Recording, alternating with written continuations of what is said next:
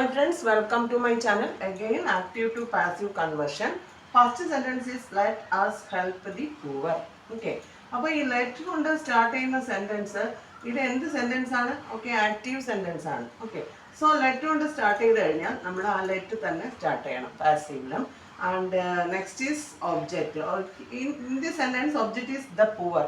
So the poor എന്നുള്ള object നമ്മൾ subject ആക്കി മാറ്റുന്നു. Let the poor. നമുക്കറിയാം ലെറ്റ് വന്നു കഴിഞ്ഞാൽ എന്ത് ആഡ് ചെയ്യുക? ലെറ്റ് വന്നാൽ ബി ആഡ് ചെയ്യുക. So let the poor be. പാസീവില് V3 ഫോം മാത്രം യൂസ് ചെയ്യുക. Let the poor be helped by എന്ത് തന്നെ വരുന്നു?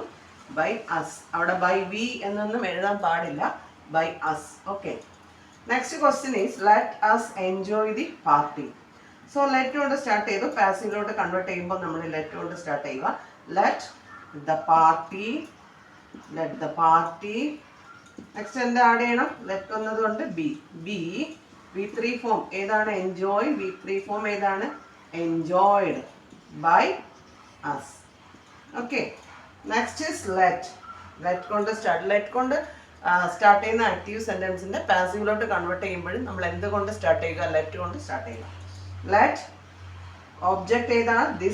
This job. സോ അതെന്തായിട്ട് മാറുന്നു? സബ്ജക്റ്റ് ഓഫ് ദി പാസീവായിട്ട് മാറുന്നു.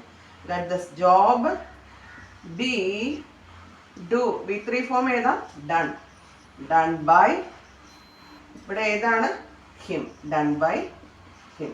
ഓക്കെ, സബ്ജക്റ്റ് ഹിം, അത് ഒബ്ജക്റ്റ് ആകുമ്പോൾ ഹിം. അപ്പം ഇങ്ങനെയാണ് ഈ ലെറ്റ് കൊണ്ട് സ്റ്റാർട്ട് ചെയ്യുന്ന ആക്റ്റീവ് സെൻറ്റൻസിനെ പാസീവിലോട്ട് കൺവേർട്ട് ചെയ്യുന്നത്. ഓക്കെ ആണല്ലോ? Thank U.